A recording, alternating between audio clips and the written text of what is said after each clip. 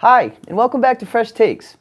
So today, in another installment of our gaming and esports interviews, I'm looking to understand what it takes to be a full-time streamer. You see, for the audience, it probably looks as simple as somebody just playing video games in front of a camera. But underneath the hood, there's a lot more that goes into being a successful gaming streamer or content creator. And to get a clear picture of just how much goes into this, I grabbed two streamers who started at opposite sides of the spectrum. Jordan Gilbert, who went pro at CSGO and then grew a massive audience and has transitioned that into a streaming career, and Slysssa, who happened to build her audience from the ground up. So let's go ahead and find out what happens behind the camera and what it takes to be successful in this industry.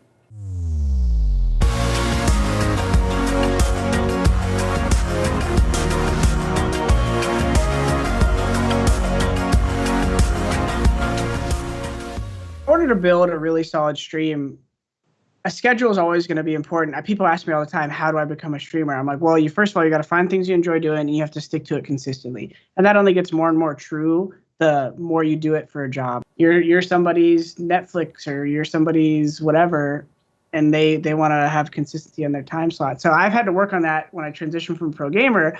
At first, I was kind of loose with my schedule, and then I realized the benefits of being consistent. I was increasing my engagement and numbers overall. When you become a streamer, you have all sorts of value propositions to your community. It could be pure comedy. It could be educational. It could be you're just good at the game, but you don't really talk much. There's all sorts of streamers and everyone in between. Every streamer is able to make their stream about what they want. And it sounds simple, but day in and day out, you have to find that essence of what your stream enjoys and what you enjoy. And that balance is something you're constantly trying to figure out. Are you being as entertaining as them? Are you talking a lot? Are you playing well? Are you being shy? Stuff like that. Just watching your streams back to grow your entertainment level. So that's one thing of just like improving yourself. But then you have to improve like the marketing aspect so that people find you, right? Because you need people to get in there to see your awesome stream. And that has a lot to do with networking. You need to become friends with the people who are like the same type of stream as you, like the same game, same viewership numbers. Become real friends with these people and build communities together, because you really can't do it on your own, especially this late into Twitch. It's too late to just like, there's already a ton of streamers out there. So you need to build with others. And that's what I did because I came to the game late. You know, at any given time, you'll catch me or anyone maybe struggling to like adopt. Maybe like TikTok comes out and I'm not on TikTok and I should be uploading clips, right? On my YouTube, for instance, is a lot of Twitch highlights. Last year, I spent a good bit of time making original YouTube content, and that does really well. And I think it's important to do that for each platform, to have original content, because people know it, people appreciate it. And I think that just, it just goes deeper with you connecting with the audience of that one. So it's definitely something that I have to do consistently. I think if I get stuck on one, you have to have massive, insane numbers to be able to just rely on one channel. The reality is like, listen, we have awesome jobs, but there's pain points with all of them. And I think that's what we're talking about today. And some of those are, you have to create a unique schedule sometimes, or you adhere to interesting trends in the scene and understand your gear and have good production value and all these things. And so it's an awesome challenge. And you know, and I can understand why a lot of kids would want to have this as a job. I think a lot of them just don't understand that it's not just like plug it in a game for everyone. Maybe the lucky few. There's a couple kids like Shroud. You could say he just games. He doesn't have a big personality or something.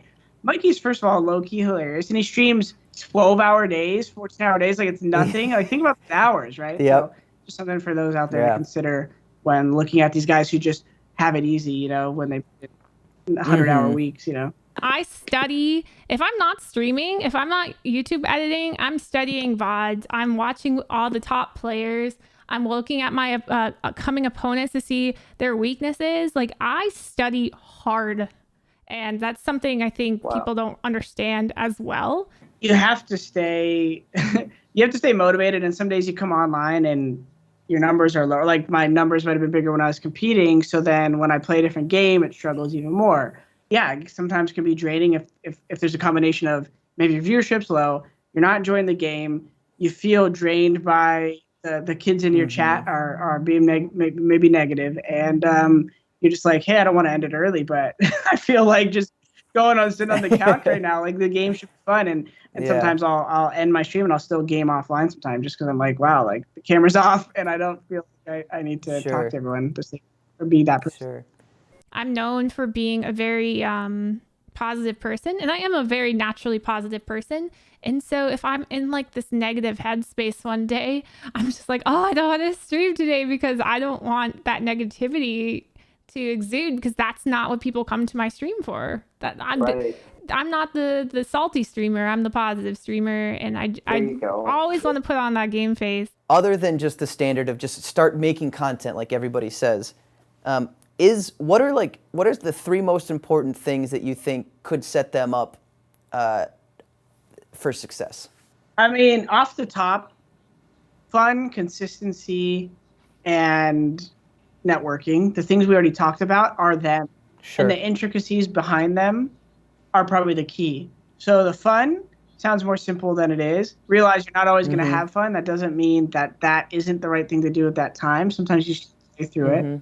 Consistency means not only just, hey, I'm on 10 to 6 every day, but consistency in energy, consistency in engagement, consistency in outreach on your social media, maybe to promote your brand. And then the third one I think we talked about, which is probably the most important, is I think if you're going to grow from literally zero, networking is so big because it's not just spamming your Twitch link or your YouTube link everywhere. It's legitimately becoming a part of other communities.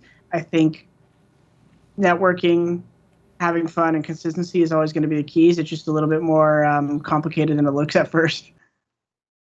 All right, so as Jordan referenced, it's really no surprise that many kids do want this type of job, right? I think, being a Twitch streamer or a YouTuber is currently ranked number 1 from kids aged 12 to 18 as their dream job.